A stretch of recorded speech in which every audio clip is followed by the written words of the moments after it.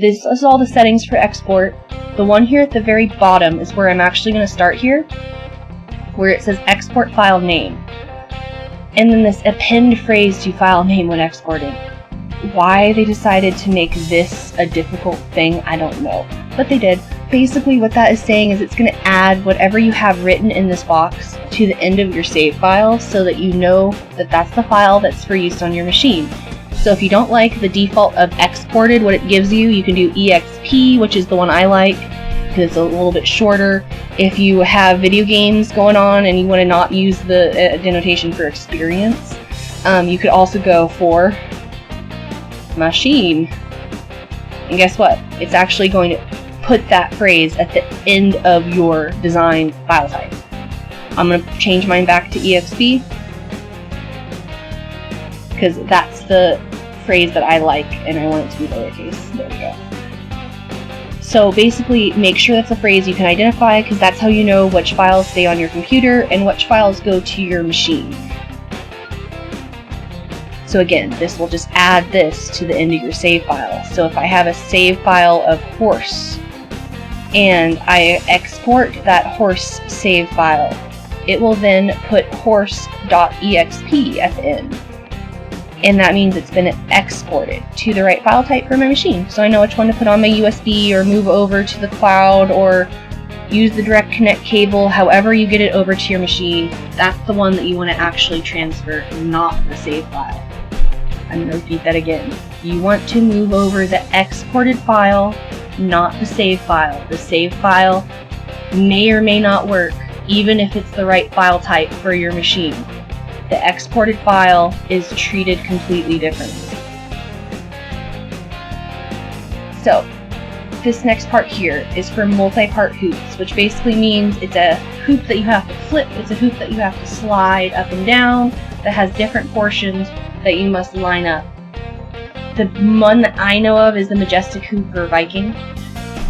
I'm sure there are other ones for other brands, but this one in particular works with that one from Viking because this is the Viking branded software. Those are the brand of machines I own. Hoop orientation. So this will flip your design so it fits in the hoop properly. This top one that says rotate to fit in natural hoop position. But if you're exporting your design sideways, upside down on purpose to make it easier for you to embroider, you want to shut that off because it's going to flip it back to the natural upright position in your embroidery hoop on your machine automatically if that's checked. I don't like to do that, so I like leaving it off. But if that's not causing you any issues and you like to leave it alone and let it do what it's going to do, leave it on. Automatically flip if felting needle is detected. I like to leave this on. My reasoning is if I see a design suddenly become your image that I did not save that way, and I know the top one is off, that it couldn't have possibly rotated it for me. The only other option is that that design is actually a felting design, which is not quite the same as a regular embroidery design. In fact, you want to be very careful to not do that with a regular embroidery design because it has to be different. You can convert some felting designs into a regular embroidery design in the software, but you want to make sure to do that before it gets over to your machine because the felting needles are different. So I like to leave that on just so I have a warning. Decoration. This part's kind of fun. If any of you like jewels, sequins, shiny things, this has to do with that, but it's not going to be what you think it is. Your machine, embroidery or otherwise, very, very, very, very, very unlikely is going to sew on beads for you in embroidery mode. Same with sequins or jewels, any of that. Very unlikely your machine's going to be able to actually embroider that for you. So what you're going to want to do is create placement stitches, which you can do in the decoration tab up here. You can add in little jewels. It'll put an X or a dashed line where it wants you to glue them or sew them, however you're attaching your jewels. Just know that the machine won't do it. And if you don't want them, like I tend to not, you're going to want to remove all decorations and placement stitches here because otherwise you're going to have X's and dashed lines all over design possibly that you didn't realize had decorations in it. Yeah, go ahead and do that. this top one. Typically, I will have this bottom one checked and this bottom one checked only. This optimized stitch length will remove really tiny stitches in your design, but be careful, some designs are meant to have those. Anything that's smaller than 1 inch, I'd be very wary with taking out any minimum significant stitch lengths, because you can have it down to like 0.3 millimeters, and the machines, a lot of them will still stitch that, as long as it's not cutting that close together.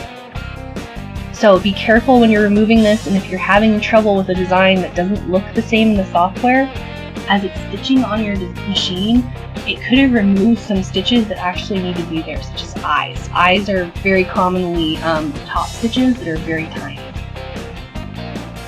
Color sort. So this one will sort the colors to the best of its ability for you. It has to be the same color, and it has to not have it registered as being one on top of the other. For instance, an eye is a very good example. On a lot of things that have a detailed eye, it will have a white or beige color, and then the eye color, and then a black or brown iris color, and then a shine spot that's white on the eye, or a shine spot that's cream colored on the eye. So basically what that does is that's a whole bunch of layers there, but 2 of them are white or cream. Well, if those are actually the same color and the computer doesn't register that they're supposed to be on top of each other like that, it could theoretically merge them together. So just watch for that. The software is pretty good about not doing that, but if you're having that problem, that button being checked could be causing it. So I would highly suggest to uncheck that button and re-export it and see if it fixes it. Combine. I rarely leave this on just because I like moving my designs around sometimes when I get them over to my machine. Combine makes things permanently stuck together. So upon export, if you had a word and a design in the same screen and you were to export it with Combine checked, you would be unable to move them independently on the screen of your machine if your machine had that capability, which could cause problems like not being able to avoid a button that you would like to avoid. So I recommend to go ahead and leave that unchecked if you don't know what I'm talking about, because it could cause you real issues later on. Alternately, if you're having the trouble of your design moving independently on you on your machine screen when you're trying to move both of them, check that button, because then it will merge them together before you even get over there, and they will move together once they're on your computer screen. And that leaves the final tab for Configure, Connection. This tab is not very important, as I don't actually even know what it does beyond launching the software every time it connects to the internet if this button right here is checked. So if you see a check mark there, you're going to want to uncheck it as fast as you can, because as soon as you do, it's going to do something along the lines of what it's doing right now, which is freak the heck out. This tab is not done being constructed.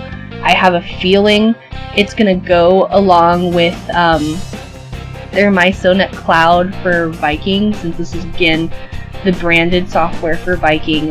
That is Configure. If you've made any changes, remember to apply them. If you haven't made any changes, then, well, I guess that you're good to go for the next part of the software. We'll start going over the main components. But right now, I'm going to go ahead and end it there. Again, this is Kit's Forge, and I'm Kit, and that was my video on Configure.